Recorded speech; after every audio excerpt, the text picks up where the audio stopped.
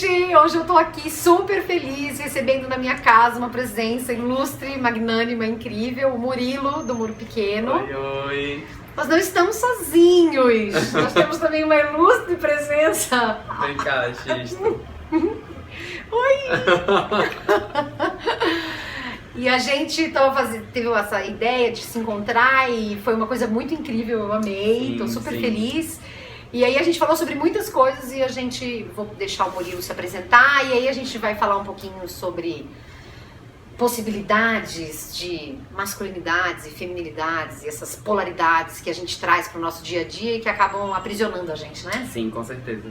Não, o tanto que a gente conversou antes de começar a gravar o vídeo, a gente já tinha vídeo assim pra alimentar canais por um ano. Porque foi um bate-papo excelente, né? Mas então, eu sou o Murilo, tenho um canal aqui no YouTube também, o Muro Pequeno. Já corre lá, depois de terminar o vídeo, né? Vai lá pra poder ver, conferir umas coisas. E com algumas discussões muito alinhadas às coisas que a Jana tá pensando aqui. Tem sido um trabalho super gostoso de fazer e tal. Tô bem feliz de poder multiplicar essas discussões aí na internet, ocupar esse espaço, né? Sim. E eu tinha procurado o Murilo, eu lembro que no ano passado, sei lá, no meio do ano, assim, quando eu descobri o seu canal, fiquei enlouquecida. E hoje, depois de assistir um vídeo do Murilo, eu tava pensando em outra coisa, que é essa questão, que é uma questão central pra ele, por isso que isso apareceu pra mim, central, né? Uma questão importante pra ele.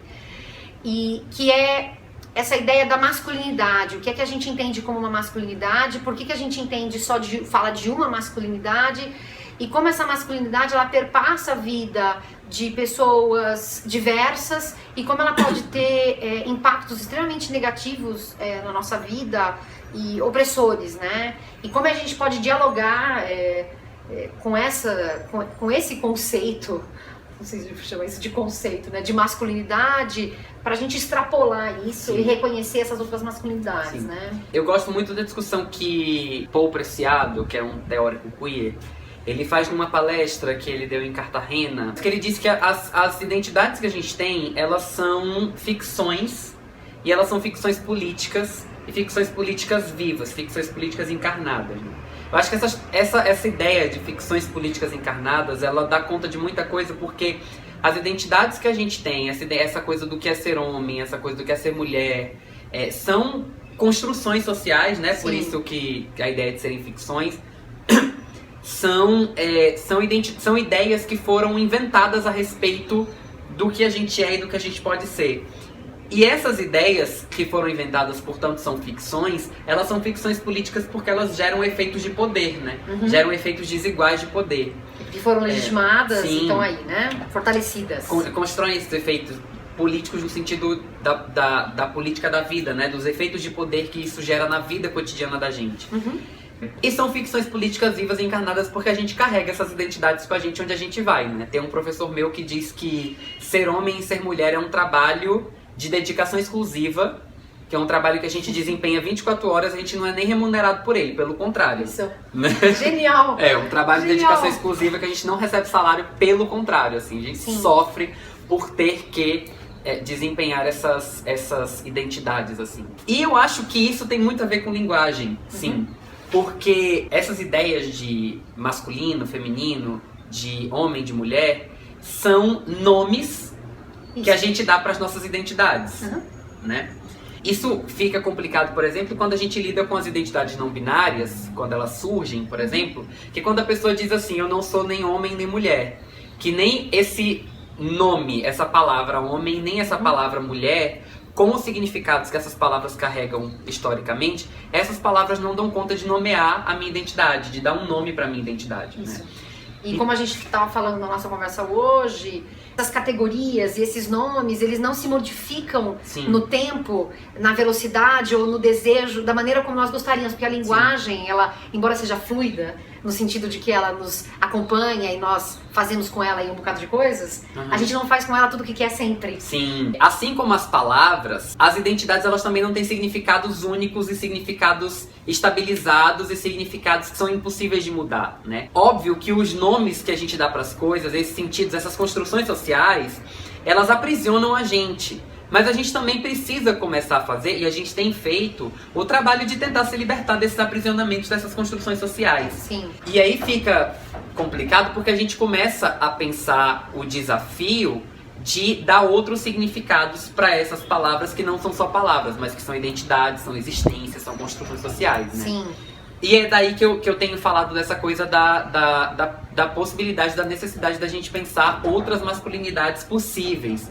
Que não são só possíveis, como são necessárias, né? Isso. A masculinidade hegemônica, como ela é construída, como ela é vivenciada, como ela é experimentada hoje, ela é extremamente produtora de violência. O machismo é uma violência absurda, né? Sim. A homofobia é uma violência absurda que surge dessa construção da masculinidade hegemônica, né? E aí a gente precisa começar a se rebelar contra essa masculinidade hegemônica e pensar se as identidades que a gente está construindo são identidades que são ou não produtoras de violência, né? Uhum. E esse é um desafio que eu acho que a gente precisa começar a pensar, assim, como experimentar a vivência de uma masculinidade que seja uma masculinidade que não seja conivente com a masculinidade hegemônica, com a masculinidade que a gente tem, e que não todos seja os seus traços de violência. Sim, e que não seja comprometida com a reprodução de uma lógica de opressão, de desigualdade e violência, né? É isso, porque aí vem a pergunta do que é então essa masculinidade que é violenta, porque tudo o que advém da masculinidade, ela é violenta?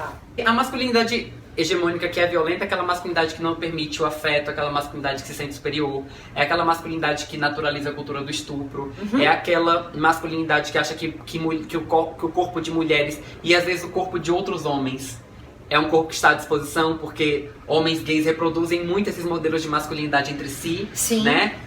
Quando tem comportamentos que são violentos, que são abusivos, que são de controle do corpo do outro, eu digo que a masculinidade não nos contempla, a gente precisa explodir ela e construir outra coisa no lugar, assim, né? A masculinidade hegemônica, né? E esse é um clamor que eu faço particularmente a homens gays, a todos os homens, mas particularmente a homens gays, porque não existe espaço pra quem é bicha, quem é viado, bicha feminada, dentro do esquema da masculinidade hegemônica, assim, né? Sim. Então, essa masculinidade hegemônica, ela é violenta com a minha masculinidade dissidente, e ela é primordialmente violenta, principalmente violenta com as feminilidades, né? Sim. E é aí que a gente pensa, como que a gente pode pensar masculinidades não violentas? Como que a gente pode pensar outras masculinidades possíveis? Ou que a gente não chame de masculinidades? Como que a gente pode pensar outras identidades, outras vivências que não sejam produtoras de violência? Sim. A gente precisa acabar com essas hierarquias sociais que a gente tem, baseadas, neste caso,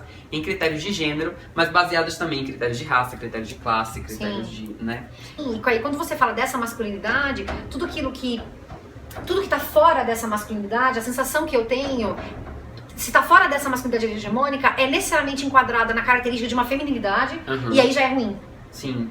Então, Sim. E aí, construir essa outra masculinidade, esses outros e diversos e múltiplos estilos, ou sei lá o que, de masculinidade, passa por quebrar essa ideia desse poder, justamente, de que tudo que não é aquilo é ruim e é também um feminino. Sim. Não sei se faz sentido isso que eu tô falando pra vocês, porque então, se o homem, se dentro da ideia de masculinidade você tem uma racionalidade, toda a emoção e todo o afeto é expressão de uma fragilidade, de uma fraqueza. Sim. Não de fragilidade, de fraqueza. E aí a fragilidade também é entendida como algo ruim, negativo.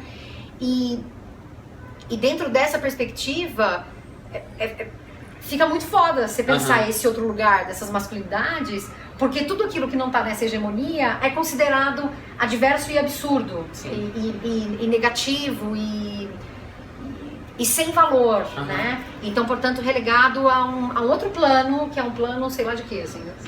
É por isso que dentro da estrutura e do vocabulário que a gente tem, o nome que dão pra minha identidade é que eu sou um gay afeminado. Isso, né? E porque isso vai ter um peso que não é um bom peso. Quando exatamente. eu dizer que é afeminado é uma coisa que não é boa. É isso, porque no momento em que a minha experiência com a masculinidade, ela é diferente da masculinidade hegemônica, então ela já não é mais vista como masculinidade. Ela é vista como uma... Mas eu também não sou reconhecido e entendido como mulher. Então eu sou um homem afeminado. Sim. E aí, a partir do momento que esse afeminado entra em jogo, como o feminino ele tá numa posição inferior, essa minha masculinidade também vai ser vítima de violência e de rejeição em alguma maneira, né? Em alguma medida. Em muitas medidas, eu diria, né? Sim. E é por isso que eu digo que a gente precisa começar a pensar que as masculinidades são múltiplas, as feminilidades são múltiplas, né? Achei muito legal aquilo que você falou da coisa do... que a gente tá falando do...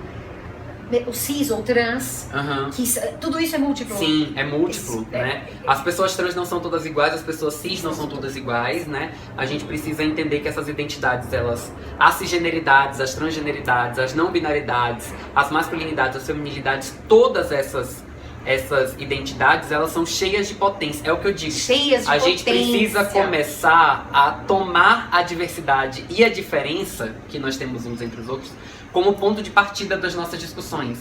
Porque as pessoas, nessa discussão que a gente faz sobre as pessoas serem todas iguais, a gente tende a criar uma rejeição pela diferença. Isso, e eu acho essa coisa terrível.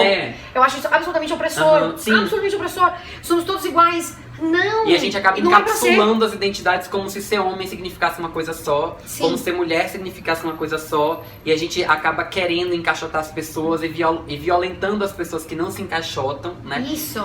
E a gente vira um tabu. Sim. Aí vira o tabu, né? Porque não, se somos todos iguais, então eu não posso assumir a minha diferença, a diversidade que há em mim. Sim. Não posso assumi-la, porque não é pra ser todo mundo igual. Então vamos ser todo mundo igualzinho. E eu acho que o que é importante é a gente entender, reconhecer, tomar como ponto de partida o fato de que nós somos todos diferentes, sim. A questão é que essas diferenças não podem ser hierarquizadas e transformadas em desigualdade. Quando a diferença vira desigualdade, é que a gente tem um problema, né? A questão não é eu ser diferente de outros homens, a questão é existir uma relação de desigualdade que deslegitima a minha experiência de masculinidade, ou a minha experiência de existência, assim, né? E aí eu acho que é aí que tá o ponto fundamental dessa questão, né? É como a gente consegue experimentar identidades que não sejam hierárquicas para que elas não sejam produtoras de violência, né? Esse é um puto de um desafio, porque... Sim, é um sonho, né? Uma utopia, uma coisa que a gente vai passar a vida perseguindo, né? E eu acho que a gente não pode jamais, mesmo quando a gente não vive essa experiência, perder de vista que hoje essa masculinidade hegemônica, ela pressupõe esse poder. Sim. E pressupondo esse poder, ela tá, portanto, tirando a possibilidade de outras pessoas viverem as suas identidades, porque é ela quem tá dizendo como deveria ser, né? Sim, esse conjunto de características é que são as características que estão valendo, porque tem essa coisa da hierarquização que você falou. Então eu acho que esse percurso tem que ser, eu acho que essas ideias, elas têm que estar sempre frescas na nossa memória, mesmo que você não esteja vivendo aquilo todo dia. Sim, até porque essas realidades não tocam a gente individualmente, né? Os problemas são sociais, né? É muito maior, gente. Uma coisa que eu digo sempre no Muro Pequeno é que a gente não pode cair no risco de individualizar o debate. Exato. As questões, elas são sociais, né? Só contextualiza que a imagem tá um pouquinho diferente porque acabou espaço, né, na memória. Do celular. A gente precisou trocar de câmera, mas é só pra gente fechar a discussão rapidinho. Não, mas é um assim, tema que dá muito pano pra manga, né, Murilo? Murilo vai falar bastante disso esse ano, não vai? Tenho muitos planos de estender bastante essa discussão lá no canal esse ano.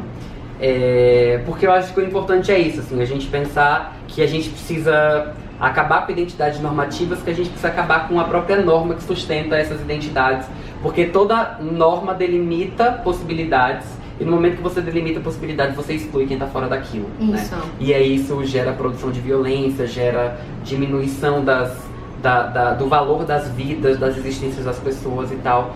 Então acho que o mais importante é isso, né? Entender que a gente precisa valorizar toda a possibilidade que a gente tem de diferença, de experimentar a diferença, mas que essa diferença não pode ser produtora de desigualdade, né? Sim, e eu acho que um elemento importante, um começo, um passo, existem acho que múltiplos passos que as pessoas podem dar nesse sentido, mas é olhar mesmo pro cotidiano, o que é que eu tô fazendo, como é que eu reproduzo isso nas pequenezas, nas brincadeiras, parece besta, mas não é, né? Na maneira como eu olho o outro, como eu enxergo o outro, como eu brinco com esse outro, como eu avalio esse outro, né? E aquela coisa assim, dentro do debate sobre racismo que eu tenho feito lá no canal, eu sempre tenho pedido que os meus amigos brancos pensem em como construir branquitudes não racistas. Sim. Como que as pessoas brancas podem pensar sobre o lugar que elas ocupam dentro das hierarquias raciais, para que elas não reproduzam práticas racistas e consigam produzir uma vivência branca, né, uma branquitude, que não seja produtora de violência. Isso.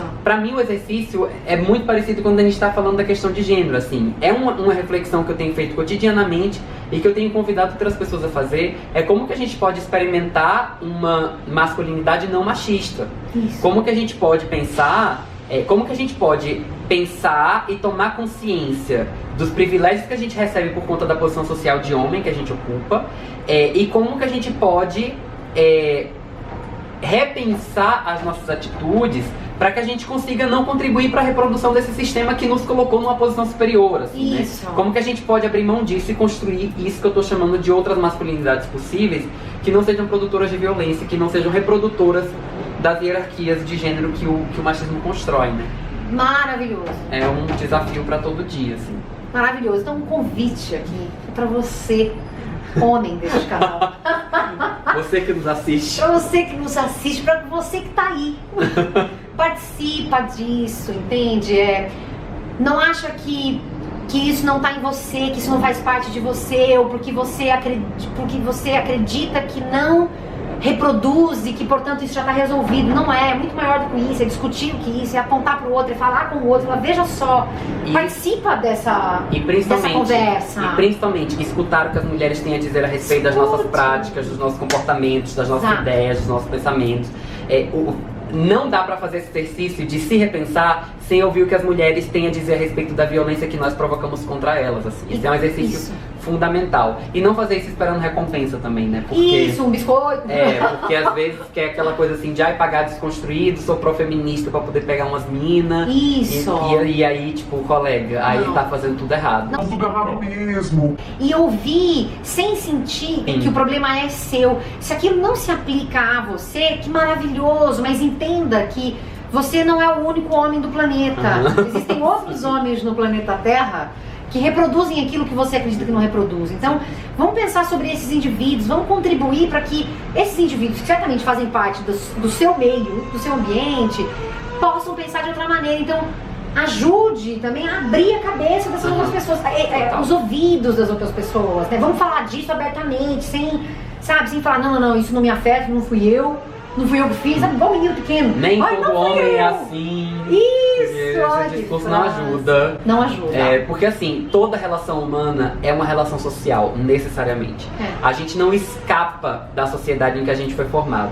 Então, é um exercício diário pensar como as relações sociais mais amplas impactam as relações cotidianas que a gente tem com as pessoas, para que a gente possa não reproduzir essas relações sociais mais amplas, que são relações violentas, nessas nossas relações cotidianas, né? Então, quando alguém diz que você está reproduzindo um comportamento violento dentro dessa ordem violenta social, não acha que ela tá só dizendo que você é uma pessoa horrível, que você, talvez você até seja uma pessoa horrível, porque existem pessoas horríveis e a gente, né?